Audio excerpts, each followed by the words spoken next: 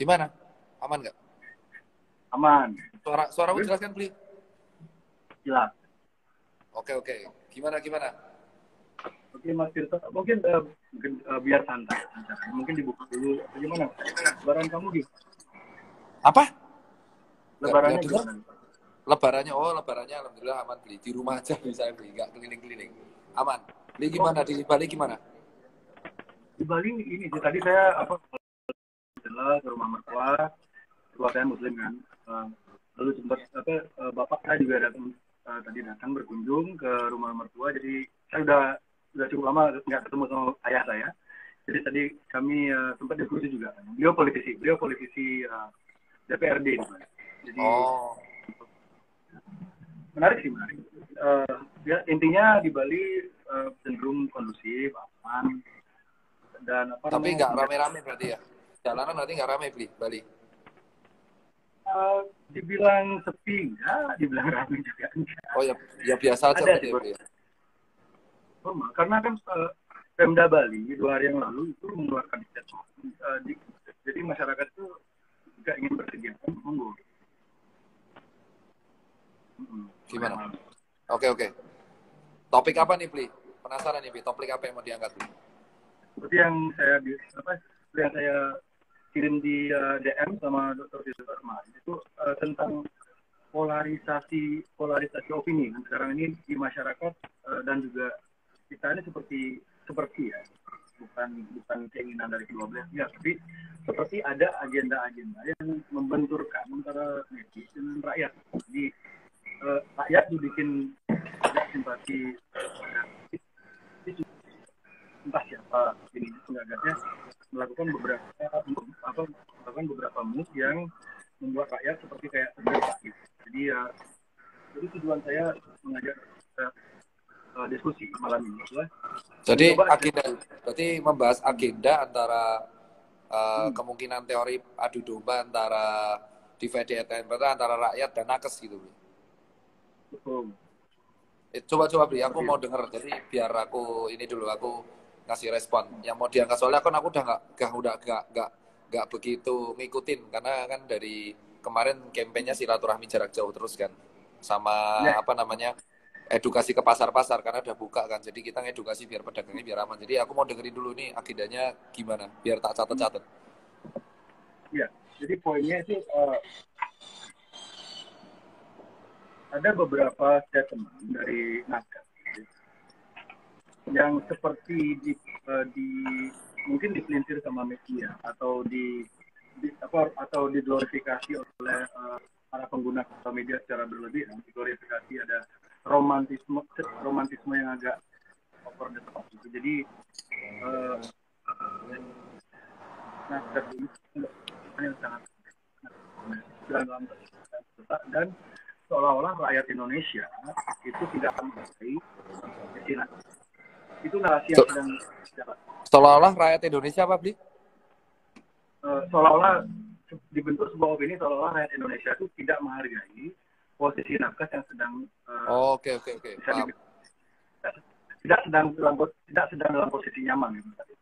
Jadi nakes kan sekarang sedang dalam posisi terdesak, sibuk gitu. Dan rakyat seperti dibenturkan dengan opini jika rakyat itu tidak menghargai usaha nakes untuk bekerja, dan nakes juga seperti nakes ini ada seperti ekspresi, tidak ada kesan gitu, menganggap masyarakat yang harus keluar, harus survive karena mereka tidak punya pilihan lain untuk bertahan hidup, seolah-olah mereka itu orang bodoh. Jadi ini yang harus kita urai sekarang ini. Apakah rakyat itu memang benar bodoh? Apakah nakes itu terdesak itu sekarang? Apakah situasi di lapangan memang segawat yang digambarkan oleh media? Atau rakyat ini memang atau rakyat ini memang sengaja dibuat stres tinggal di rumah nonton berita tentang jumlah penderita bertambah setiap hari, lalu mereka tidak dijamin kehidupannya oleh negara. Ini agenda ini yang harus kita urai malam ini. Menurut saya seperti itu. Oke. Terus ini Beli minta tanggapan dari aku dalam segi apa? Yang nakesnya apa gimana? Jadi gini, yang pertama saya ingin tanya, nakes di Indonesia juga mungkin dokter Dita mungkin tidak bisa semua kok hilang sebenarnya. Aku dengerin ke sini ya. Bentar, dengerin ke sini bentar. Gimana? Nakesnya? Jadi pertanyaan pertama saya itu, Iya, aku catat. Halo? nakes di Indonesia itu lebih berpihak kepada WHO atau berpihak kepada rakyat. Oke, yang pertama itu. Oke. Terus yang kedua, kenapa para nakes? Ini kan masalah COVID bukan cuma skema, tidak hanya skema ini ya, tidak hanya wabah penyakit, tapi ini juga wabah psikologi. Jadi banyak orang secara psikologis sangat merasa tertekan tadi, sangat merasa buntu, dan kemarin sebagai contoh yang paling nyata lah, kemarin di mana tuh ada yang pasien corona COVID itu lompat dari lantai 4, saking ya, orang pasien corona sampai lompat dari lantai 4 itu kan ingin mengakhiri hidupnya. Itu tidak mungkin karena dia tahu tentang hal-hal lain. Yang pasti yang membuat dia sampai begitu kan pasti informasi-informasi yang dia serap yang sangat menakutkan gitu. Jadi kenapa para nakes ini tidak pernah mencoba, daripada menyuruh masyarakat untuk daripada tanda kutip ya, daripada memposisikan diri untuk berbenturan dengan masyarakat, jadi kayak marah-marahin masyarakat di jalan raya pakai seragam ADP, marah-marah, entah itu settingan atau enggak saya kurang tahu, mungkin kita bisa jelasin nanti. Daripada nakes itu membuang-buang energi untuk marah-marahin rakyat, ini kan masalahnya bukan cuma wabah penyakit tapi wabah psikologi. Oke. Itu nanti saya bisa. Itu Terus? Kenapa nakes Indonesia tidak mencoba mendesak asosiasi atau mendesak para psikolog, para psikiater di Indonesia untuk diberi lebih banyak ruang di rumah sakit, di media-media, di televisi. Jadi nakes Indonesia ini seharusnya bekerja sama dengan psikolog-psikolog top di Indonesia. Semua psikolog di Indonesia harus bersatu.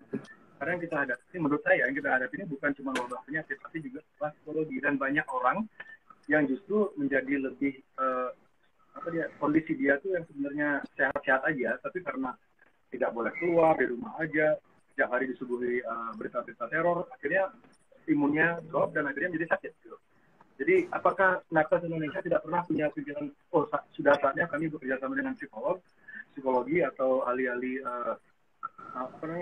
di luar yang sama ini bekerja gitu, coba beri panggung kepada mereka untuk mengedukasi masyarakat agar tidak cepat ketakutan, agar tidak cepat merasa menyerah. Jadi 2 pertanyaan dulu ya. Oke. Terhadap WHO, dan yang kedua, kenapa psikolog, psikiater tidak diberi ruang sama sekali berbicara. Oke, suaraku jelas Pak Bli? Jelas. Oke, jadi thank you Bli. Kalau yang pertama, nakes itu ini ada beberapa ya. Jadi kalau nakes itu membela berdasarkan WHO atau rakyat. Kita di sini tuh bergerak berdasarkan sebuah standar yang sudah ditentukan oleh pemerintah melalui gugus tugas nasional, gugus tugas percepatan. Jadi kan mereka ada yang namanya staf ahli. Ya, staf ahli itu membuat sebuah standar penanganan COVID atau SOP. Karena kan COVID itu baru Bli. Ini berdasarkan teori yang kita terima ya. Jadi SOP ini dibuat oleh staf ahli. Staf ahli ini tentu mengandalkan standarisasi yang sudah diberikan, tentu salah satunya WHO. Ya, salah satunya cuci tangan yang emang Bli juga ngelakuin itu gitu loh. Jadi kalau misalkan kita membenci WHO, tetapi salah satu standar WHO yang kita lakukan setiap hari itu adalah cuci tangan. Nah, itu yang dan salah satunya juga masker.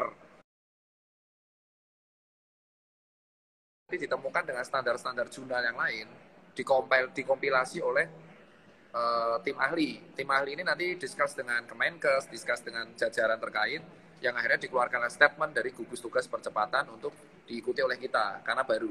Terus untuk pendapat yang kedua soal psikolog, itu sudah Bli. Jadi sekarang tiap ada namanya nomor 119 dan 117 dan 119 dan 118 dan 117.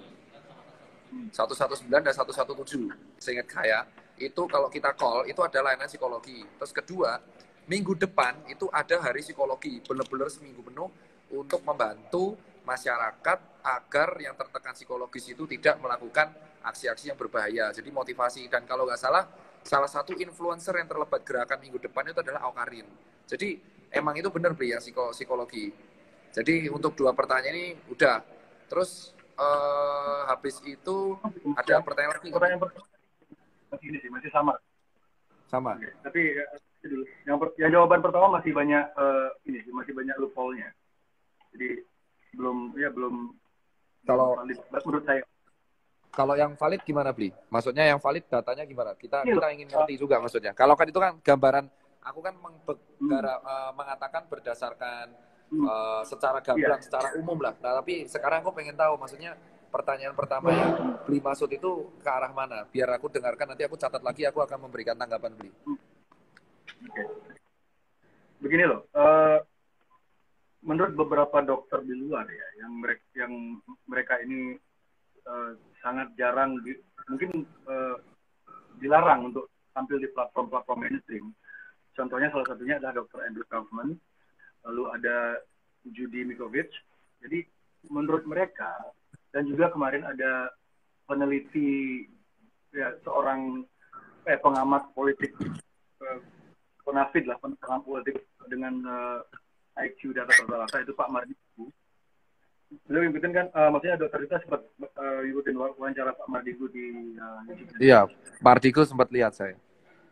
Dan yang analisa Pak Mardigu itu sama persis dengan apa yang dikatakan oleh ada konspirasi searcher namanya David Icke dari Inggris. Persis, jadi virus ini ada 3 macam. Satu dari US, satu dari Israel, dan satu dari Cina. Yang di Indonesia ini kan sampai sekarang belum diketahui ini virus dari mana itu. Jadi SOP yang diberi oleh WHO itu memakai kasus yang mana sebagai gini ya, sebagai acuan mereka. Karena kalau misalnya virusnya A, tapi metode pengetesannya itu sebagai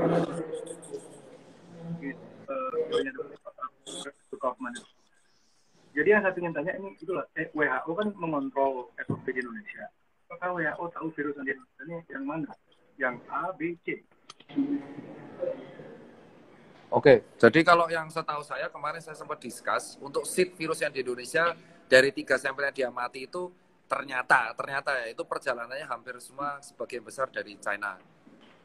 Ya, dari data dari hampir semua dari China karena penyebarannya itu lewat satu ABK, kapal, travel, pariwisata, dan kawan-kawan. Terus untuk standarisasi, jadi ini kan saya langsungnya dari Wisma Atlet, jadi mungkin Beli langsung bisa discuss, ini kan silaturahmi, jadi semakin lebih enak kalau misalkan ada second opinion, dokter kan kayak gitu, jadi opini pertama saya kan emang mengikuti standar, dan opini kedua emang standar yang digunakan itu emang global kalau dari mereka, dari WHO ya, tapi kalau kami sendiri, seatnya itu yang kita lakukan adalah seatnya dari Cina, setahu kami ya. Karena emang dari penelitian berdasarkan pariwisata kemarin. Nah, untuk soal penanganan pasien, mungkin Beli langsung bisa tanyakan ini ke Dr. Zul. Dia adalah garda depan di Tower 7. Monggo, Pak. Oke, halo Pak Jo. Dr. Zul. Selamat malam, Pak Jo. Selamat malam. Dideketin aja. Selamat malam, Bang. Bagaimana? Ini di Wisma Atlet. Gimana, Bang? Mengabarkan Dideketin telinga aja. Situasi paling update bagaimana sekarang situasi di sana? Apakah banyak yang sembuh atau makin banyak yang parah atau gimana? Silakan. Oke, untuk informasi terupdate di Wisma Atlet, Bang, itu semua pasien hampir belum ada pasien yang meninggal untuk di Wisma Atlet. Itu yang pertama. Yang kedua, jumlah peningkatan pasien itu memang masuk banyak klaster dari luar, Bang. Terutama bukan dari Jakarta ya? Bukan dari Jakarta. Bukan dari Jakarta. Yang perlu kita klarifikasi. Yang masuk ke Wisma Atlet itu yang dari luar negeri, kemudian yang dari ABK, itu semua kita tampung di Wisma Atlet. Tujuan untuk kita tampung di Wisma Atlet adalah dia dari bandara langsung dimasukkan ke Wisma Atlet untuk mencegah rantainya ini menyebar di Jakarta. Iya. Dokter Tirta. Seperti itu, Bro. Jadi yang luar kota, yang luar pulau, yang luar pulau. Tadi saya juga dapat DM dari beberapa. Tadi juga saya dapat direct message ya dari perawat dan relawan di Wisma Atlet. Ya. Tapi mereka tidak mau identitasnya dibuka. Jadi ya hampir sama dengan temannya bro. Jadi di Wisma Atlet tidak seserem yang diberitakan media-media. Iya, emang. Betul.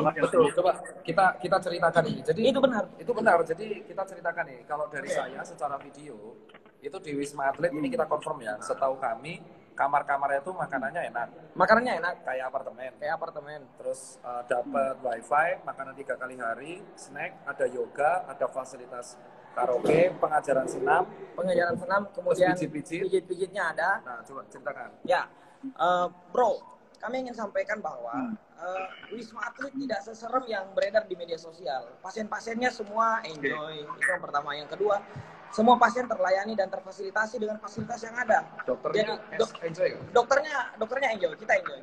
Kita dibantu dengan gerakan-gerakan relawan untuk menghibur kita supaya beban psikis itu bukan hanya dirasakan sama pasien, tekanan psikis pun itu kita dari para dokter itu dibantu dengan gerakan-gerakan relawan dari dokter Tita dan kawan-kawan itu mampu menghibur kami. Nah, yang kami sesalkan ini sama warga negara Indonesia itu adalah kenapa kami mau berjuang di sini untuk taat dengan aturan di sini yang misalkan mata rantainya ini mampu kita putus, kenapa masih banyak masyarakat yang di luar itu yang mengatakan bahwa ini adalah konspirasi. Kan seperti itu, bro. Konspirasi, konteks konspirasinya itu di mana? Itu kan harus konspirasi di belakang virusnya, atau konspirasi akhirnya, atau konspirasi ada gerakan politik menekan ini. Lapisannya banyak, jadi harus dijelaskan dulu konspirasi konteks yang mana. Oke, konspirasi yang pertama kita sesalkan itu adalah yang menganggap COVID nggak ada. Ya, itu yang pertama. Menganggap COVID itu nggak ada. Terus menganggap Bali itu aman. Itu aman. Ini nanti ada petugas sendiri. Nanti kami akan sambungkan Mas Bro dengan komandan yang dari awal penanganan COVID masuk di Indonesia ini mulai dari Natuna, kemudian di Pulau Sebaru hingga di Wisma Atlet. Beliaulah orang yang paling pertama tahu mulai dari COVID pertama kali masuk di Indonesia itu seperti apa. Terus yang kalau soal WHO standar yang kita gunakan sebenarnya beli sendiri juga mematuhi hal itu. Ya. Cuci tangan. Kenapa? Ya. Sama Islam ngajar cuci tangan. Kalau sudah nyuruh orang cuci tangan. Bro, kalau memang konspirasi maka semua orang warga dunia itu tidak perlu cuci tangan, tidak perlu menggunakan masker. Tapi semua orang patuh. Semua orang patuh dan memang karena takut didenda. Bro, kalau Anda di Bali ya, kalau Anda naik motor nggak pakai masker, Anda akan didenda. Jadi orang itu kebanyakan, saya berani bilang, sebagian besar orang masker di Bali karena mereka tidak didenda. Masker sekarang di Bali lebih penting daripada STNK. Oh bukan. Kalau orang pakai masker di sini itu karena kita melindungi diri dari droplet. Jadi virus ini itu berukurannya 0,1. Nah, sementara masker ini berukurannya 16 mikron. Nah, tapi dia di dalam droplet. Jadi harapannya kalau orang itu batuk, dropletnya nyangkut di dalam masker. Nyangkut di dalam masker, nggak akan keluar. Itu harapannya. Itu harapannya. Cuman kalau dari yang saya mau tanyakan, Dok, kenapa kenapa hasil riset Dr. Blaylock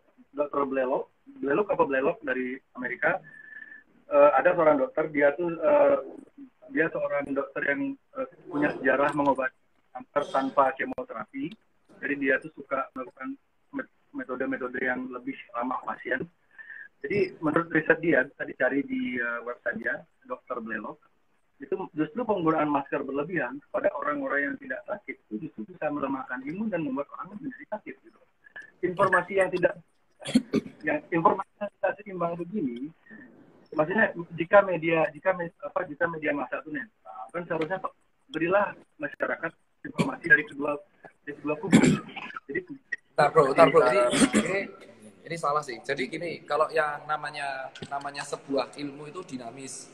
Jadi untuk soal yang kebijakan WHO yang masker awal mula emang masker itu buat orang sehat. Orang sakit nggak perlu pakai masker, itu awal mulanya.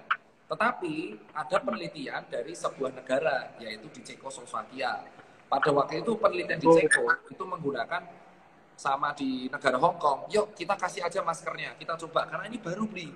Kalau misalkan dari dulu penyakitnya itu selalu ada, itu yang masker. Jadi di Ceko ini nyobalah semua pakai masker, tapi maskernya kain yang buat sendiri. Terus di mana namanya di Nah, habis itu di Hong Kong juga pakai. Ternyata tingkat infeksinya itu menurun. Nah, Hong Kong akhirnya lolos. Hong Kong lolos, Ceko lolos. Nah, itu akhirnya diadaptasikan sama WHO dan akhirnya WHO mengubah kebijakan semua orang pakai masker, tetapi maskernya masker kain. Soalnya kalau pakai masker kain itu bisa meningkatkan UKM, Bli. Nah, itu yang pertama. Terus yang kedua, soal cancer. Penelitian-penelitian itu sebenarnya benar. Cuman kalau di dalam kedokteran, Bli, contoh di dalam kedokteran itu ada tingkatannya. Ada yang namanya uji coba dulu penelitian, terus habis itu uji coba di hewan. Kalau hewan masih lanjut, lulus, berarti kita akan lanjut lagi di manusia. Nggak boleh langsung tiba-tiba bagus langsung manusia, nggak boleh beli. Terus soal vaksin. Soal vaksin itu lama beli prosesnya. Indonesia punya beli di Edsman Institute. Indonesia itu punya sendiri beli lembaga yang membuat vaksin sendiri. Itu memang ada, yaitu Edsman. Mereka itu guru besarnya mengatakan kepada kami pada waktu di BNPB, benar ya? Ya. Itu mengatakan proses membuat vaksin itu lama banget. Pertama, dia harus ngecek dulu. Setelah ngecek, nanti dia akan yang namanya setelah ngecek nanti dia akan yang namanya itu ini kalau bro, tadi kita bicara masalah masker, vaksin ntar aja belakangan. Kalau masalah masker mungkin argumen dari Tirta dan kawan tadi, masalah masker saya akan percaya. Kalau masker itu bisa benar-benar mencegah COVID, saya akan percaya 100%. Kalau Bill Gates mulai memakai masker, kalau Donald Trump mulai memakai masker, karena mereka berdua itu setiap hari meeting sama banyak orang. Mereka tuh nggak mungkin nggak ketemu orang, dan mereka tuh sering ketemu orang. Kenapa mereka di media-media satupun nggak ada foto Bill Gates atau Donald Trump memakai masker? Jadi mungkin masalah masker itu kita masih ini ya, karena banyak penelitian dari dunia dari dokter lain yang tidak di bawah narasi WHO, mereka tuh punya mengungkapkan jika penggunaan masker yang terlalu berlebihan untuk yang sehat itu justru akan membuat orang jadi sakit. Dan juga penelitian yang lain adalah ketika orang terlalu banyak di rumah tanpa kena vitamin D itu akan membuat orang sakit. Jadi ini yang apakah narasi dari WHO ini ada ketigaan dari para dokter Indonesia jika narasi dari WHO itu sengaja didesain untuk membuat dunia ini malah menjadi sakit gitu. Enggak, kalau emang data sakit itu harus ada data free. Soalnya kalau dari data yang kita terima, ya kan. Kalau emang yang semua masker kayak gini tuh, kalau kita pakai 2 hari ya pasti sakit beli. Karena masker kayak gini tuh maksimal dipakai 8 jam, sampai 9 jam terus kita buang. Kalau masker kain itu dipakai sekitar dari pagi sampai sore, terus dicuci terus ganti lagi gitu. Emang kalau kita pakai selama masker yang sama 1 bulan ya masih sakit beli. Cuman yang dari sini kita bilang adalah emang penggunaan masker ini dari apa? Flu Spanyol pertama kali dari 100 tahun lalu. Flu Spanyol menyerang seluruh dunia, di Jawa pun sampai kena. Pada waktu itu ternyata protokolnya adalah menjauhi kerumunan. Dari dulu menjauhi kerumunan, menggunakan masker. Pada waktu itu masker yang biasa, masker kain malahan ya. Terus sama cuci tangan. Jadi cuci tangan itu sebenarnya sudah ditemukan dari zaman tahun 1000 dari berapa itu? Sebelum WHO lahir malah. WHO lahir kan perang dunia kan? Perang dunia. Jadi kalau kita bantah flu Spanyol itu bukti bahwa kita emang efektif gitu. Itu untuk data yang masker nih. Terus untuk yang pasien psikologis, di sini ada nggak terapi psikologis? Ada. Nah, kita terangkan. Dokter menambah? Bentar, yang masalah masker belum beres ini. Apa? Ini dia masker. Oh, masker. Kita mau tanya ini. Memang penggunaan. Saya cuma herannya masalah masker ini, kenapa media kenapa seperti ada apa sih gininya tuh apa? Kenapa ketika ada dokter hasil penelitian yang mengeluarkan masker bisa memperparah orang yang tidak sakit jadi sakit, dan itu ada risetnya. Kenapa tidak ada media di Indonesia yang mengangkat itu? Jadi biarkan masyarakat yang menilai sendiri. Dan yang kedua, korban TBC ini jauh lebih tinggi. Jadi TBC jauh lebih banyak jumlah korbannya daripada COVID kan. Dan itu jelas-jelas 100% terbukti airborne. Kenapa sejak adanya TBC, kenapa pemerintah tidak memaksa orang-orang untuk memakai masker? Kenapa baru sekarang ini setelah COVID? Sementara yang jauh lebih berbahaya jelas-jelas TBC yang fatality-nya ya. Kalau COVID fatality COVID 91 berapa ya, di bawah 1% fatality COVID untuk orang yang normal ya, bukan orang yang lansia dan sakit. Ini TBC ini bisa membunuh orang persentase tinggi. Kenapa nggak dari dulu pemerintah memaksa kita memakai masker? Kenapa baru sekarang gitu? Oke, kita ini jawab Bli. Jadi di zaman dulu, Mycobacterium tuberculosis itu kan penyebaran lewat airborne. Tetapi kan dia ukurannya kan lebih gede daripada virus COVID. Virus COVID itu ukurannya 0,12 mikron. Nah, pada waktu itu TBC sudah ditemukan dan akhirnya ditemukan vaksinnya BCG. Untuk memproteksinya dalam penelitian yang sudah dirilis oleh jurnal, itu emang ternyata maskernya lebih bagus untuk dipakai orang yang sakit. Satu. Dan di TBC itu protokol yang paling penting adalah tidak boleh mencampur peralatan makan dengan yang lain. Dari dulu TBC emang serem beli. Saya soalnya korban TBC, 6 bulan pengobatan gagal, 2 bulan pengobatan saya berhasil. Jadi saya survival TBC dan saya mengalami hal itu. Nah, jadi TBC kenapa dianggap nggak serem itu? Karena media tidak meluap TBC. Emang itu yang meluap TBC rata-rata jurnal kesehatan dan orang-orang Dinkes gitu loh. Jadi kalau saya bilang ada satu yang saya setuju dari Bli adalah emang media tidak menyoroti TBC dari dulu. Tapi kami kalau para dokter selalu kalau di puskesmas selalu ada namanya poli TBC. Poli TBC itu selalu diobati dan obatnya generik ditanggung BPJS dan gratis kalau misalkan dia apa-apain itu materi kita dari kuliah. Nah, itu yang pertama Bli. Jadi kita emang edukasi dari untuk TBC. Cuman kalau media saya setuju sama Bli. Emang media itu tidak memframe TBC seperti COVID. Emang itu pertanyaannya bagi kami juga. Karena airborne disease dia itu. Nah, kalau COVID itu baru. Nah, tiba-tiba ada hal baru dan sesuatu yang kontroversial dan baru itu mengundang traffic Bli. Jadi saya kemarin kan analisa kenapa kok media itu selalu nge-framing COVID mati gitu. Satu, dia baru. Jadi dia ngebuat kepanikan di seluruh negara. Dia nggak punya patensi yang dasar, makanya kebijakan WHO berubah-ubah. Dan gugus tugas pun itu mengikuti. Nggak, dari mengikuti WHO itu pun dimodifikasi dengan staf ahli. Soalnya kalau di WHO kebijakan pertama apa? Lockdown. Tapi kan pemerintah Indonesia nggak mau. Jadi dari sini udah tahu bahwa Indonesia pun adaptasi. Bukan kita nggak peduli. Jadi pemerintah ini pun kebijakan pertama WHO itu kalau ada memutus rantai infeksi tutup. Iya kan. Tapi karena di Indonesia itu banyak penduduknya dan banyak pekerja informal kayak yang Bli tadi bilang banyak orang cari makan. Akhirnya Pak Jokowi memutuskan adaptasi. Iya, adaptasi dengan faktor ekonomi. Iya. Jadi saya setuju emang media yang membeda-bedakan kenapa kok COVID diangkat terus. Nah, kami pun media nggak pernah ngangkat. Kami sepakat kampanye itu. Nah, terus untuk yang nakes kita ini tidak pernah mengeluh Bri. Jadi kami nggak tahu kalau ada yang kemarin di jalan-jalan itu ya, yang pakai hazmat di jalanan itu bukan kami, bukan nakes itu framing itu Bli. Itu kita mau nanya itu sebenarnya dari mana itu orang-orang yang di jalan raya pakai ADP itu mereka dapat ADP? Soalnya kami ini terlalu sibuk di lapangan. Jadi gini, ini kalau Bli mau tahu langsung nih, ini kan kita curhat di silaturahmi ya. Kita di sini kan argumen. Jadi kemarin sempat nyebar ada kayak seolah-olah tenaga medis menyerah dan seolah-olah ada orang di jalanan teriak. Nah, hashtag Indonesia terserah itu bukan kami menyerah Bli, salah sambung di kita tuh terserah ini orang yang pertama kali itu teman-teman saya. Terserah di sini tuh maksudnya kami yang penting berbuat baik. Kami berbuat baik. Respon dari masyarakat, terserah. Kebijakan dari negara terserah. Karena di sini itu adalah ada miskoordinasi antara pemimpin, kan Pak Jokowi bilang A, tetapi di bawahnya nggak sesuai. Nah, iya kan, tapi kan itu bukan tugas kami sebagai nakes. Nah, tugas kami adalah sesuai dengan SOP, kami menolong orang di rumah sakit dan edukasi. Nah, terserahnya adalah ya wes tanggapanmu mau gimana. Kami nggak nyerah. Nah, kedua, untuk orang di jalan-jalan yang teriak-teriak nakes itu bukan kami, Bli. Soalnya apa? Jadi itu kenapa? Itu dokter Tirta itu nggak tahu itu siapa itu orang. Nggak tahu. Soalnya kami ada SOP. Kalau sampai memakai hazmat di luar Wisma Atlet, digorok Bli sama dia Bli. Tuh. Komandan itu Bli. Nah itu Bli. Nah tuh Bli.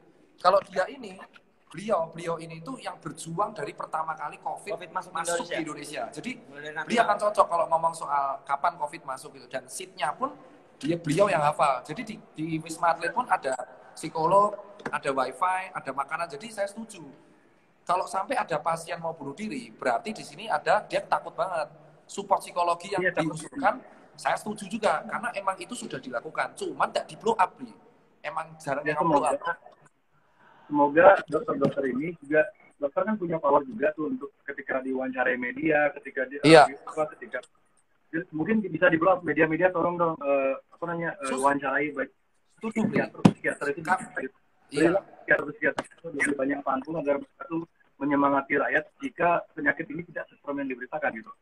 Nah, Karena itu ya- saya setuju. Jadi Kita setuju. di sini itu adalah saya herannya kan kemarin di statement terkesannya Bli jengkel sama tenaga medis. Nah, saya herannya kan saya sama Bli baik-baik aja. Follower pada mention soalnya gini Bli, kami itu tidak pernah jengkel sama rakyat. Kami selalu bilang terserah rakyat. Kenapa? Karena kan kebijakan diatur oleh pusat. Jadi dan kalau ada yang bentur-benturin itu bukan kami, karena kami itu udah terlalu sibuk untuk posting kegiatan kami, kan wajib tuh. Terus mau pakai hazmat, terus habis itu ngurusin pasien gitu-gitu. Buat pasien betah. Kita membuat pasien, kita tuh fokusnya membuat pasien betah, soalnya stres di sini kan. Nah, makanya kalau ada agenda-agenda yang mengatakan bahwa kami melawan rakyat, saya nggak setuju. Kalau saya mau lawan rakyat, Bi, kami mau lawan rakyat, dari kemarin kami udah mogok. Tapi kan nggak mogok. Kami tidak akan datang ke sini. Kami nggak akan datang ke sini. Dan soal gaji, Bli, coba ditanyakan. Ini dari pertama curhat ya. Nah, ya, coba kita ini biar semua bisa mendengar. kita Gimana tentang gaji? Oke, untuk persoalan gaji, kami di sini sukarelawan. Kami relawan ke sini, Mas Bro. Kami datang hampir dari seluruh Indonesia, dari Sabang sampai Merauke. Dokter-dokternya itu sampai minggu ini itu ada sekitar 168 orang yang bergabung di sini, berjuang di sini untuk bagaimana caranya kami bisa memutus mata rantai COVID ini. Dan kami sama sekali datang ke sini tidak menanyakan gaji, Dokter. Nggak menanyakan gaji. Kami tidak menanyakan gaji. Jadi kalau ada isu yang pertama kali mengatakan bahwa dokter ke sini Untuk cari duit salah. Itu salah. Karena kita pun nggak mikir gaji. Kami ke sini tiket sendiri. Satu. Itu yang pertama kami harus meninggalkan pekerjaan di Utama. utama kami Padahal di gaji daerah utama masing-masing. Sudah lumayan padahal gaji yang di tempat kami kerja sebelumnya. 3. Akan kami masuk begini, kami nggak bergabung di sini di Wisma Atlet ingin menyampaikan bahwa kami punya tanggung jawab kemanusiaan untuk memutus mata rantai ini. Gitu, Bli. Jadi kalau ada isu, Bli, yang kita bayaran itu udah hoax. Itu tidak ada hoax Nggak sama ada. sekali. Kita nggak pernah. Tidak pernah kami ke sini Kalau itu. kita diagnosa COVID, kita nggak Jadi- pernah bayar. jadi- misalkan ada isu. jadi, kalau kenapa? Anda berdua bilang dokter-dokter tidak ada yang digaji, tidak ada yang mendapat insentif di ketika Insentifnya itu pun ada, tapi besarannya Insentifnya Belum ada, keluar. pemerintah akan siapkan untuk insentif, tapi Tapi belum keluar. belum keluar kita, terkait kita, dengan itu. kita belum keluar dan kita menghargai karena mereka lagi emang Tapi fokus di wisatanya itu rakyat. konteks yang dipertanyakan oleh rakyat kebanyakan kan dokter-dokter terkesan menganggap masyarakat bodoh, terkesan menyerah karena hashtag Indonesia menyerah. Jadi persepsi orang kan beda-beda. Apalagi sekarang semua orang sedang dalam keadaan terdesak kan ketika mereka membaca hashtag Indonesia menyerah. Enggak, Bli. Kita nggak pernah bodoh-bodohin masyarakat, Bli. Kita nggak pernah. Kita itu nggak pernah bodoh-bodohin masyarakat. Ini skena dan narasi yang menurut kami Sesat. Sesat. Jadi gini bro, Sesat. kami nggak pernah menyerah, akan tetapi kami selalu mengajak masyarakat untuk bekerja sama. Biarkan kami berjuang di rumah sakit, akan tetapi masyarakat di luar itu patuh akan himbauan yang telah dianjurkan oleh negara. Kalau kemarin ternyata Pak apa gimana? Mungkin ada baiknya, tagar Indonesia terserah itu ya dilupain aja gitu loh. Oh sudah. Sekarang ini kita udah ganti, Bi. Sekarang Indonesia bangkit. Sesuai karena kan kemarin mispersepsi. Jadi ketika Indonesia terserah, lo kok jadi menyerah kayak gini di giring opininya. Saya nggak pernah. Indonesia terserah itu bagi rakyat. Saya coba secara psikologi saya memposisikan diri saya sebagai rakyat menengah ke bawah gitu ya. Ketika melihat hashtag Indonesia terserah itu yang ada di kepala mereka kebanyakan adalah dokter-dokter ini kok pada ngambek gitu loh. Oh, Nggak ada bro. Nggak ada, Bli. Nggak ada, bro. Nggak ada. Demi Allah nggak ada. Demi Allah nggak ada. Demi jiwa negara nggak ada. Kami nggak ada. Kita bela negara nggak ada. Itu nggak tahu isu. Makanya kami di sini Wisma Atlet itu meluruskan. Kita buat hashtag baru. Kemarin kan saya upload tuh, Bli. Itu adalah Indonesia bangkit. Ini gara-gara kita lagi di Wisma Atlet. Sekarang lagi di Wisma Atlet. Sekarang lagi di Wisma Atlet kan kalian? Di Wisma Atlet Tower 2 di Green Zone. Jadi aman, Bli. Nah, terus ini kalau soal ini, Bli, Bli mungkin penasaran ya. Mungkin teman-teman di Indonesia, saya menggunakan Bli kalau boleh. Teman-teman di Indonesia tuh banyak yang belum tahu perjalanan COVID. Nah, ini langsung Bli dari Natuna. Gimana? Sorry, saya baru dapat informasi dari seorang perawat di Wisma Atlet. Saya nggak akan bilang namanya. Saya bisa jamin dia memang di Wisma Atlet. Saya tanya, maaf, pertanyaan saya adalah apakah di sana ada gaji untuk relawan dan dokter di sana? Lalu dijawab sama dia, di sini makan dan gaji terjamin. Ada nominalnya per bulan. Dijawab sama dia, saya kemarin dapat insentif 7,5 juta per bulan. Terus dia jawab lagi, iya beli per bulan, untuk dokter beda beli insentifnya. Makan di sini ditanggung. Banyak donatur yang juga memberi sumbangan makanan dan lain-lain. Tapi di Wisma Atlet ini kondisi pasiennya tidak seserangan di media. Jadi ini beneran perawat. Nanti saya bisa DM dokter Tirta tentang kevalidan informasi. Jadi itu juga ngebantah kalian jika tidak ada yang digaji para relawan gitu. Itu buktinya dapat 7,5 juta. Insentif itu emang digaji, tapi emang belum cair. Jadi belum cair kan? Udah. Kan belum. Intinya jadi insentif. Jadi ini beli yang perlu diluruskan. Nanti mungkin yang ngomong akan komen. Ya, kita mencoba menyimak. Jadi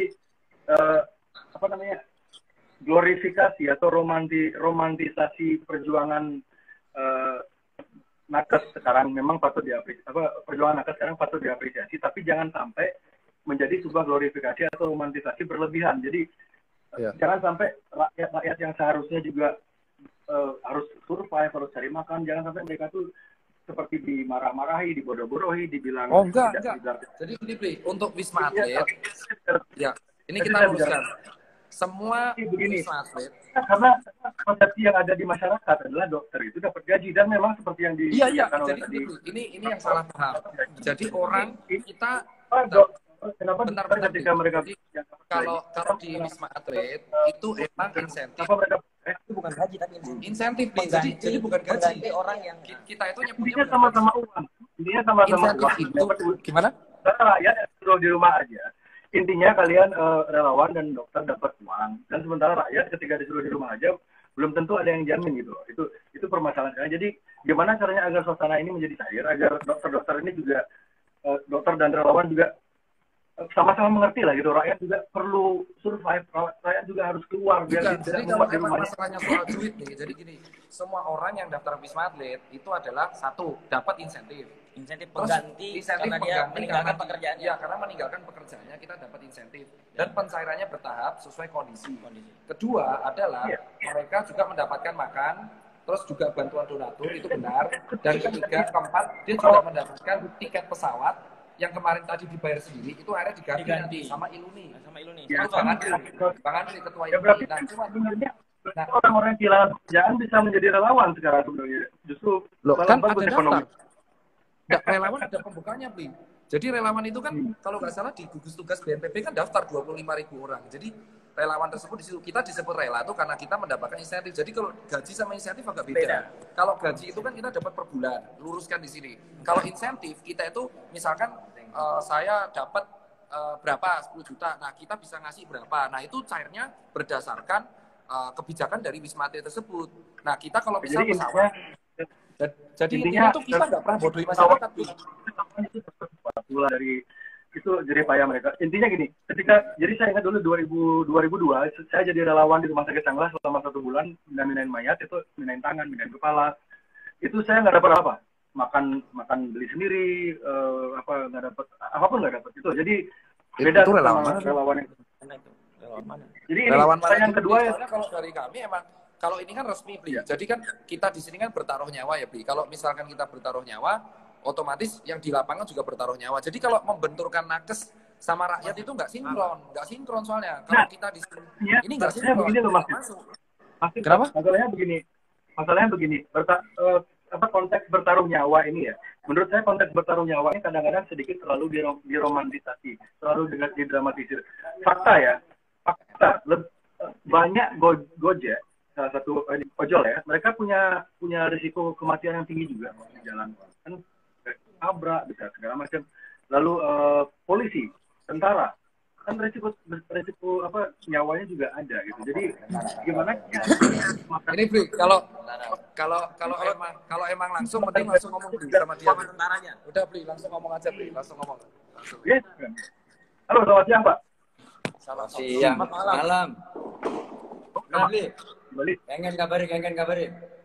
Iya, becik. Oke, Pak. Ini Pak Tentara, saya mau tanya ini. Bapak sekarang kan kemarin di mana di timur ya? Di timur ada relawan ditembak itu mana, Pak? Natuna. Apa? Itu kemarin ada relawan ditembak katanya. Kita sempat nge-post berita itu. Relawan apa? Relawan COVID, ada yang ditembak sama kelompok bersenjata gitu. Dokter Tirta sempat nge-post yang lalu di Instagramnya. Lari ke situ. Bahas Wisma Atlet ngapain relawan tembak? Ya kan kita sedang membahas risiko pekerjaan, Pak. Kita sedang membahas risiko pekerjaan. Jadi semua risiko kematian dalam ojek semua. Risiko pilot, supir bus, supir truk. Iya. Jadi semua kerja ada risiko. Relawan yang meninggal di mana di Timur ya ditembak bisa dibilang Bapak sama bayar gojek enggak. Jadi biar tentara aja. Resiko semua kerjaan ada risiko. Tentara ya otomatis resiko mati, kita masuk tanda tangan mati. Termasuk di sini sama. Di sini saya pengendali lapangan di rumah sakit darurat COVID-19. Jadi semua medis, para medis, ya. Saya dokter juga, Bli. Saya tentara, dokter. Ya. Sama seperti Pak Terawan. Ya. Terus kemudian pengalaman saya mulai Pulau Natuna, pertama kali ketemu orang itu yang dari Wuhan, kemudian dari Pulau Sebaru, ABK itu yang mayoritas teman-teman Bali semua itu. ABK yang dari World Dream maupun Diamond Princess, teman-teman saya semua. Di Bali saya sudah tambah teman ratusan orang itu. Kemarin di Pulau Sebaru. Ya, terus nggak ada masalah sampai sekarang mayoritas yang dirawat di sini ABK juga mayoritas Bali, teman-teman Bali semua. Dan semua jadi teman saya. Nah, semua udah pulang, sudah sehat negatif, sudah di kampungnya masing-masing. Ya berkat kita di sini. Ya. Tadi saya sempat ketemu sama beberapa sama mereka. Ya, so ngomong aja, kenal Letkol Arifin nggak yang dirawat di Wisma Atlet, ya di Wisma Atlet di Sebaru, Pulau Sebaru, nggak ada yang nggak kenal saya dan menjadi teman. Saya kalau ke Bali semua sudah, semua sudah mau jemput itu 100 orang. Kenapa? Kenapa, Bli? Di Wisma Atlet. Suaranya putus, Pak. Ya gimana? Apa yang ditanyakan? Ya seperti kalau di sini kerjanya jelas, kerjanya kita jelas. Di sini organisasinya gugus tugas ya. Saya mau bicara sama Dokter Tirta aja Pak ya. Saya lebih konteksnya lebih nyambung sama Dokter Tirta aja. Ya enggak ini. Saya dokter juga kok. Saya justru Dokter Tirta bukan pengendali rumah sakit sini. Kalau tanya masalah rumah sakit Wisma Atlet, COVID-19, semua pasien-pasien yang ada di sini. Tanya saya udah 4 bulan. 4 bulan. Bapak gaji, masalah gaji. Beli, masalah gaji gini. Tak terangkan masalah gaji. Ya. Saya ini tentara gajinya cuma 7 juta, Beli. 7 juta. Ya. Saya dinas di sini meninggalkan praktek sebulan saya dapat 100 juta. Ya. Ya, saya ortodontis. Saya praktek ya. Artinya itu saya kesampingkan karena untuk negara dan rakyat kita, ya, untuk menyembuhkan mereka itu namanya tentara itu kepentingan rakyat di atas segalanya. Nah itu bro. Jadi jangan berbicara masalah insentif apa tadi itu. Sampai sekarang ini, sampai detik ini, saya belum menerima yang namanya insentif itu, dan saya tidak pernah mengharap, ya. Jadi yang di sini relawan di sini semua saya kendalikan. Kalau masalah makan cukup, tapi kalau masalah insentif ya hanya Tuhan yang tahu. Kalau dikasih kita terima, enggak ya tidak masalah. Itu beli tentara kita merah putih beli. Kalau saya untuk rakyat, kehadiran tentara nih untuk rakyat. Saya tidak ketemu keluarga 4 bulan, tidak masalah beli. Nah, apa yang lagi ditanyakan? Gaji nggak jelas, sudah nggak ada gaji. Gaji ya gaji tentara. Ya? Ini kan tadi konteksnya relawan sama dokter, kok Bapak jadi ikut-ikutan marah? Ya tadi masalah gaji, ya tadi ngomong masalah gaji tadi, insentif. Orang juga sekarang semua bahasanya begini loh Pak, rakyat kelas menengah ke bawah itu, mereka tuh ketika mereka mencoba survive, mereka berjuang, mereka tuh nggak dapat jaminan pensiun, beda sama Bapak. Jadi jangan, rakyat juga harus didengarkan mencoba bertahan hidup. Kalau relawan di sini semua kita dikendalikan oleh kita juga, karena di sini main body-nya adalah operasi militer selain perang. Untuk kemanusiaan main body-nya adalah tentara di sini. Organisasinya gugus tugas, ya, Panglima Kodam ini sebagai Kogas Gapatnya kalau tahu beli. Jadi ini organisasinya jelas di sini. Jadi bukan ecek-ecek, ya. Jadi di sini kita kerjanya jelas, ya. Semua clear dan tidak ada masalah. Ya teman-teman beli, coba tanya saja. Nanti tak kasih kontaknya lah. Semua teman beli nanti tak kasih. No, ada grupnya saya, WA. Alumni Wisma Atlet, alumni Pulau Sebaru, saya masih ada ratusan orang Bali.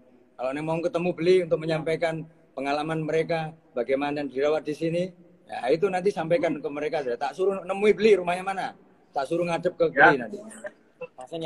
Pasien yang sembuh, yang negatif, bahkan beli tahu nggak? Mereka punya perkumpulan mensupport kita kemarin itu, ngirim APD, ngirim donasi dari orang-orang Bali di Pulau Sebaru itu. Bali, kain orang-orangnya CS sama saya, ya orang-orangnya mudah dikendalikan. Itu beli. Jadi mereka puas. Ya. Dan masyarakat juga. Kami nggak pernah ya, kita nggak pernah lah beli. Kalau di sini kita tugas itu ikhlas. Jadi semua bahkan kiri pun ya, orang yang jalan kaki ke sini pun kita layani dengan baik. Jadi mau jalan kaki, mau naik motor, mau naik Mercedes, semua kita perlakukan sama di sini. Ya. Ini sudah di luar konteks nih Pak. Maaf saya potong. Ya, apa sekarang konteksnya apa? Ya, oke, apa? Ini dialog saya sama Pak Tentara berarti ini. Ya nggak apa-apa. Kita kan teman, rakyat itu teman saya, nggak ada masalah beli. Kita ngomong santai aja. Oke beli. Ya, yang tentang kan banyak tuh rakyat-rakyat yang ngadu ke saya. Ketika mereka mereka punya keluarga atau relasi, mereka sakitnya itu belum tentu COVID itu. Lalu mereka masuk rumah sakitnya itu memperlakukan SOP COVID.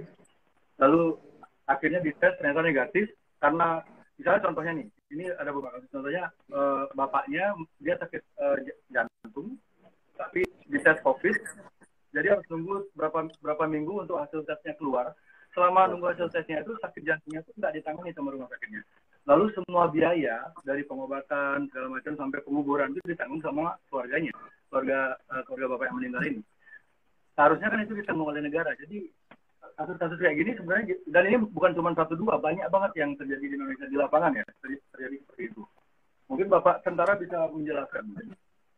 Itu di mana beli? Kejadiannya di mana? Kalau di Wisma Atlet nggak ada seperti itu. Jadi di Jakarta ada laporan. Di mana di Bali ada, tapi di Bali nggak sampai meninggal. Cuman terus di daerah lain saya nggak akan bongkar karena mereka bilang ke saya tolong jangan bongkar identitas kami karena mereka takut dipelintir oleh media segala macam. Cuman sekarang kan media bagus kan dipelintir gitu Pak. Aslinya gini beli. Kalau pemerintah yang berhubungan dengan COVID-19, yang khusus dengan COVID-19, itu memang semua dibiayai oleh negara beli. Jadi termasuk di Wisma Atlet ataupun di rumah sakit umum daerah, ya itu dibiayai oleh negara. Kemudian harusnya sampai penguburannya, ya, semua itu dibiayai oleh negara. Nggak ada masalah itu. Artinya ambulan diantar, kemudian sampai penguburan itu dibiayai oleh negara sampai penguburan pun. Tetapi kalau memang mungkin ya ada yang mungkin laporan itu kan laporan harus jelas. Laporan itu harus jelas siapa, terus kemudian bisa ditindaklanjuti. Kalau memang ada rumah sakit yang melantarkan, artinya ke pasien yang meninggal kemudian mereka tidak difasilitasi, ya itu ya rumah sakitnya termasuk salah kan gitu. Karena memang ya COVID-19 ini memang karena ini pandemi ya, jadi negara ini sudah mengeluarkan ya uang banyak lah untuk rakyat, dan itu adalah gratis sama dengan sisi ini. Mereka datang hanya modal KTP. Ya. Jadi jika saya masih terus harus dialog sama Pak Tentara, saya akan nekat aja. Karena tujuan saya ini dialog sama Dr. Tirta. Tapi sepertinya Dr. Tirta kurang bisa mengimbangi jawaban-jawaban saya, dia harus cari backing. Oke lah. Oh ya enggak. Enggak. Bukan, Bri. Bukan enggak gimana soalnya tadi kan saya gaji. Kalau gaji ya, sama bawa tentara. Nah, kalau bawa gaji Itu bukan kompetensi dari saya, Bli. Oh, iya. Itu kompetensi komando lapangan. Nanti saya disekak, Bli. Soalnya saya nggak dapet. Kalau kan relawan. Kalau yang ngajuin resmi, yang itu nggak ngegas, Bli. Jadi Let Call Arifin tuh emang logatnya seperti itu, Bli. Jadi mohon maaf ya. Jadi kalau dari sini, saya klarifikasi nih. Iya, saya klarifikasi bentar. Bentar. Kalau saya klarifikasi, kalau berkaitan dengan gaji atau insentif, itu saya langsung melemparkan ke komando lapangan yang emang mengendalikan semuanya. Tahu semua. Jadi kalau insentif dan kawan-kawan itu udah ada kebijakan dari atasan-atasan. Untuk pencairan ya yang tahu atasan-atasan. Kita mah yang penting kerja doang, benar nggak dong?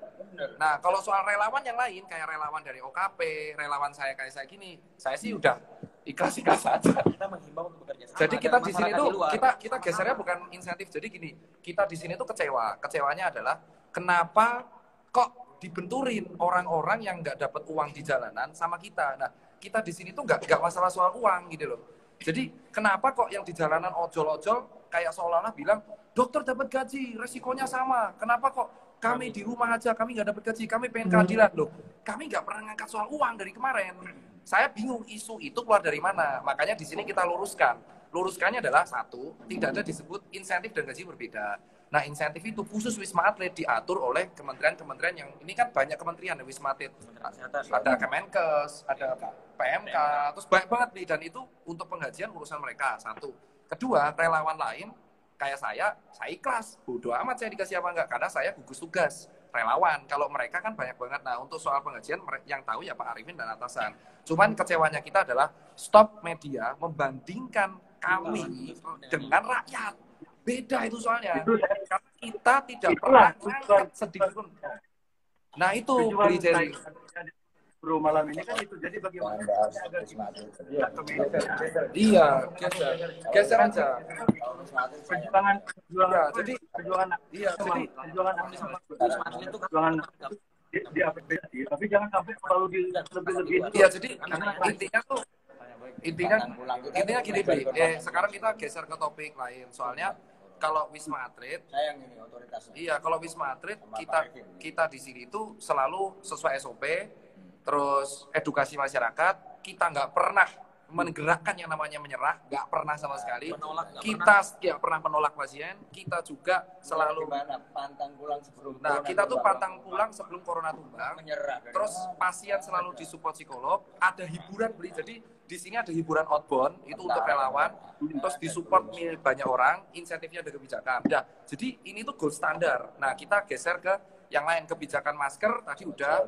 Terus yang yang isu-isu yang di tengah jalan-jalanan yang demo nggak pernah itu dokter demo nggak pernah itu dokter demo Berarti pihak yang itu berarti pihak yang mencoba mericuhkan situasi berarti ya orang yang pakai pakaian ADP di jalan itu berarti itu dari pihak ketiga. Nggak ada. Jadi kalau ada orang yang pakai APD di jalan, semua orang bisa pakai APD Beli. Soalnya sekarang semua orang jual APD. Murah Beli APD. Berarti bisa dibilang itu mereka provokator lah itu ya. Betul, ini Beli yang harusnya ya protokol kesehatan itu tidak boleh mengizinkan pakai APD di luar selain rumah sakit dan vaskes. Red zone nggak boleh. Jadi kalau ada orang pakai APD ke pasar, pakai APD ke jalanan, itu salah dia, nggak boleh Beli. Itu jelas provokator. Karena apa? Orang Wisma Atlet itu tidak kepikiran untuk ke arah itu. Kita tuh intinya adalah kalau bisa tower itu kosong, kalau bisa sehingga kalau tower kosong kita cepat pulang.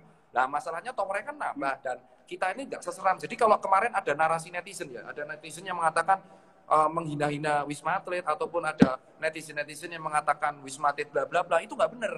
Tolong tanyakan ke kami karena info-info yang beredar di masyarakat itu rata-rata salah fatal soal pandangan kami. Ini tuh tempat paling nyaman lah, kayak ya atlet-atlet bisa ditanyakan. Jadi setuju ya Bli, narasinya kita setuju bahwa kita emang dibenturkan. Naskes di sini tidak pernah sama sekali menyerah, membodong-bodongkan masyarakat, itu nggak pernah, nggak boleh Bli, melanggar sumpah. Pasien harus kita sumpah pertama, pasien harus kita layani dengan sepenuh hati. Dan jujur Bli, kita itu soal kebijakan pemerintah kayak A, B, C, D, E, Z, itu kita ngikut gitu loh. Jadi kalau misalkan ada yang PSBB ngumpul, itu nggak mungkin dokter yang bubarin Bli, nggak boleh. Itu bukan ranah kita. Ranah kita tuh 4. Ada namanya promotif, preventif, rehabilitatif, kuratif. Nah, yang rehabilitatif sama kuratif itu tempat-tempat rumah sakit, kami promotif preventif itu Bli. ngomongnya nggak pede. Cocok ngomong. Oke, pertanyaan terakhir ya. Pertanyaan Oke, terakhir buat Pak. Dokter Tirta. Pertanyaan terakhir untuk Dokter Tirta. Orang becaan Bali. Kenapa, Pak? Ya, ya. Gimana, Bli? Bisa? Oke. Iya, iya, saya dengar. Bagaimana pendapat Dokter Tirta pribadi tentang Ibu Siti Fadilah? Mantan Ibu Titi apa? Ibu Siti Fadilah, Menkes. Oh, kalau Ibu Siti. Ebola. Jadi kalau Bu Siti, jujur aja, itu kan saya kan pada waktu terakhir Bu Siti itu saya masih kuliah, ya kan? Saya pada waktu Bu Siti itu kemarin itu saya masih kuliah. Tetapi ada satu hal yang saya sorotin, ya secara pribadi ya, kita itu punya lembaga namanya Eijkman Institute, betul kan Pak? Dan kita tuh Indonesia punya lab-lab yang luar biasa bagus. Setiap kampus tuh punya lab mantap-mantap Indonesia. Jadi kalau apakah Indonesia bisa buat vaksin? Kita tuh punya lab mantap. Cuman media tuh tidak datang ke lab biomol. Jadi vaksin itu dikembangkan oleh sebuah laboratorium bernama Laboratorium Biologi Molekuler. Nah, itu salah satunya Eijkman Institute. Dan Indonesia bisa, Pak. Makanya Eijkman ini butuh support dari kita. Tapi butuh waktu, butuh support. Karena duitnya mahal banget, emang. Cuman ya itu, media itu, ya yang angkat Eijkman itu jarang banget. Kenapa? Tirta setuju dengan solusi Ibu Siti jika Indonesia harus bikin vaksin sendiri ya, tidak boleh. Iya, kalau bisa, soalnya kalau bisa yang buat sendiri gitu loh, karena negara kan berdikari. Cuman kan buat vaksin tuh ada 3 kendala, Bli, kalau saya bilang secara pribadi. Pertama adalah biaya. Satu, biaya. Kedua, waktu, karena uji vaksin itu lama. Kenapa? Virus COVID itu seatnya banyak. Ya. Ada yang dari Cina, ada yang dari mana, dan harus dites satu-satu. Nah, ini nanti dites, setelah dapat penelitian, dicek di hewan, lolos ke hewan, dicek nanti ke manusia, namanya Randomized Control Trial, RCT. Nah, setelah itu lolos, masukin jurnal, itu prosesnya 2 tahun. Dan kalaupun lolos, setelah anggap aja let's say bertahun-tahun, itu harus izin dulu, Bli. Setelah izin, boleh nggak kita ngejual di negara sendiri? Kalau boleh, baru kita produksi. Nah, kita 270 juta orang. Bayangin berapa lab yang dibutuhkan. Nah, makanya problemnya itu adalah sumber daya dan duit. Kalau emang ada orang sama COVID, intinya tuh kita kan namanya virus itu kan ada yang namanya mutasi. Ada yang namanya perkembangan virus. Jadi kalau disamakan sama persis, itu nggak bisa, Bli. Kalau emang virus sama persis dari dulu, COVID itu namanya adalah dia perkembangan dari SARS-CoV-1. Jadi kalau disamakan dengan flu burung itu nggak sinkron, Bli. Jadi ada kebijakan-kebijakan yang lain. Jadi kalau Bu Siti Fadilah yang kasusnya beliau itu jujur kami di 2008 dan kita di sini di 2008 tidak paham di kasus itu. Tetapi ada satu yang setuju, emang benar Indonesia harus mandiri sendiri. Itu emang benar karena kita emang punya lembaga-lembaganya, kita punya sumber dayanya, kita hanya butuh support. Kita hanya butuh support dari rakyat. Percayalah sama Indonesia gitu loh. Tapi kan rakyat kan ada beberapa yang menggiring membandingkan Indonesia apa-apa. Nah, itu Bli. Nah, terus yang saya tanya soal konspirasi, Bli. Jadi kalau yang saya tanya kan ada layar-layar. Yang saya tanya itu adalah kami para nakes langsung menanyakan, kalau yang di Bali, Bli ada kegiatan apa di Bali? Sama teman-teman, sama nakes. Apakah pernah diskusi sama nakes di Bali, Bli? Soalnya kan kita KIPINAS. Ada. Gimana, Bli? Kalau yang di Bali gimana, Bli? Kegiatannya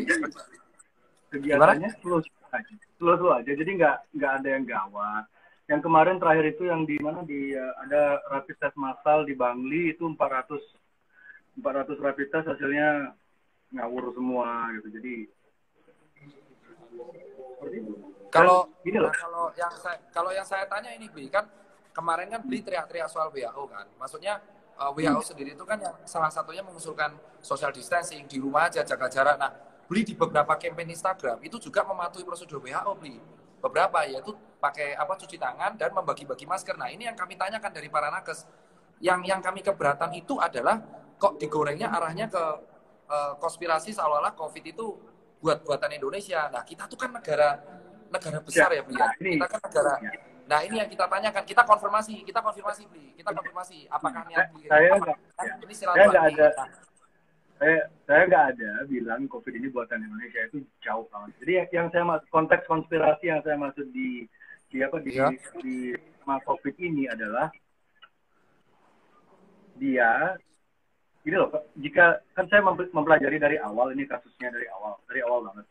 Jadi orang yang paling pertama menekan WHO untuk mengeluarkan status pandemi itu adalah Bill Gates. Dan Bill Gates sejak tahun 2015 sudah investasi besar-besaran di vaksin. Dan dia di bulan Oktober 2019 dia membuat simulasi bagaimana cara jika dunia mengalami pandemi, bagaimana cara mengatasi. Simulasinya namanya Event 201, itu di Amerika 3 minggu sebelum status pandemi. Dan saat ini donatur terbesar di WHO setelah Amerika memotong donasinya 3 minggu lalu, donatur tertinggi di WHO adalah Bill Gates. Yang di bawah Bill Gates itu ada Inggris, di bawah Inggris Gavi namanya. Gavi itu asosiasi korporasi vaksin dunia. Di Gavi ini pemegang modal tertingginya adalah Bill Gates. Jadi saya hanya mencoba, saya nggak bilang rumah sakit Indonesia atau Indonesia membuat virus, enggak. Saya cuma bilang konspirasi ini adalah terlalu banyak kebetulan yang ini loh, kok orang ini bisa ngeramal sedemikian akurat banget ramalannya. Lalu dia investasi besar-besaran di vaksin segala macam, lalu membicarakannya secara terbuka di publik, ini akan terjadi, dan dia cita-cita untuk depopulasi, pengurangan jumlah penduduk agar bumi ini bisa tetap seperti yang dia inginkan gitu. Oh, macet ya? Lobet kayaknya Bi, bateraimu Bi. Pamit dulu. Monggo Pak, udah. Wes, pamit dulu. Persoalan Wisma Atlet itu tidak ada yang dibenturkan masyarakat. Aku pamit.